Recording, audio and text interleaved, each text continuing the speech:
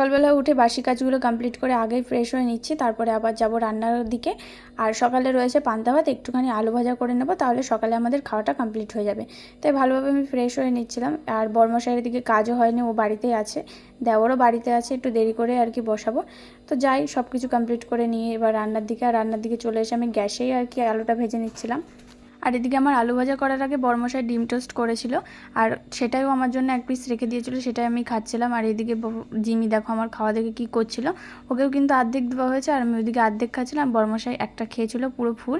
আর এদিকে জিমি দেখো সবসময় কী করে, কারোর খাওয়া দেখলে ওকে কিন্তু অবশ্যই দেওয়া হয়, ওকে না দিয়ে কিছুই খাওয়া হয় না। কাজ হয়নি বলে তো বড়মশাইয়ের ইচ্ছা হলো ওরা মাছ ধরতে যাবে, তাই আমাদের ঘরের পিছনের দিকে এক সাইডে একটা বল্লার চাক বেঁধেছিল, সেখান থেকে ও আবার চাকটা ভাঙতে যাচ্ছিলো। আর চাকটা ভেঙে নিয়ে আসার পরে এই দেখো কি সুন্দর লাগছিল, দেখো একটা ডালের ওপর গোল হয়ে কেমন হয়ে আছে, আর ওর মধ্যে কতগুলো যেন না ছোটো ছোটো বাচ্চা ছিল। তারপরে আমি স্নান কমপ্লিট করে রান্নাটা কমপ্লিট করে নিয়েছিলাম, তারপরে চলে আসলাম পুজো দিতে।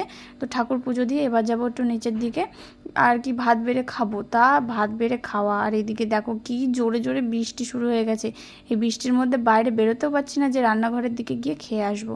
এত জোরে জোরে বৃষ্টি পড়ছিল, চারিদিকে শুধু সাদা আর সাদা, মানে কিচ্ছুই দেখা যাচ্ছিল না। এই জমিটার মধ্যে তো প্রায় হাঁটু সমান জল, জানো না। তারপর খানিক পরে জানো না বড়মশাই কত বড় বড় মাছ ধরে নিয়ে এসেছিলো, তিনখানা। দেখলেই আমার আর কি ভয় করছিল। আমি তো বললাম আমি এত বড় বড় মাছ কাটতেই পারবো না, তুমি কেটে দাও। তারপরে ও বসে বসে মাছগুলো কাটছিল।